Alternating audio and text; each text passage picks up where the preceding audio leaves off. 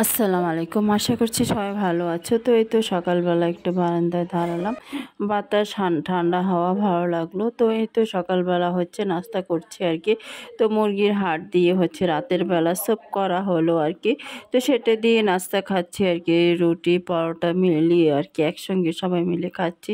যার যেটা ভালো লাগে, রুটি কিংবা পরোটা। তো এই তো সকালবেলা নাস্তা খাওয়ার পর হচ্ছে মানে মাছের রান্নাবান্নার আয়োজন। তো মাছগুলো ম্যারিনেট করে রাখা হলো আর কি।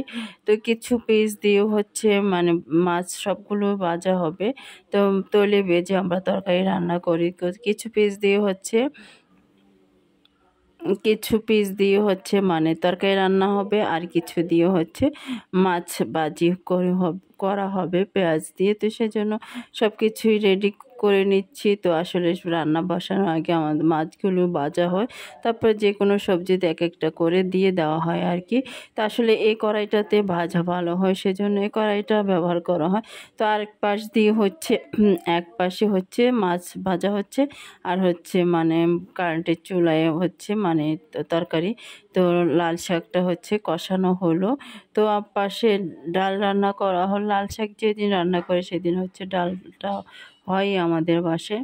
তো আরেক সাইডে হচ্ছে একটু লাল শাক রাখলাম, এটা হচ্ছে ভাজি করব আর কি। তো পেঁয়াজ কাঁচামরিচ রেখে দিলাম।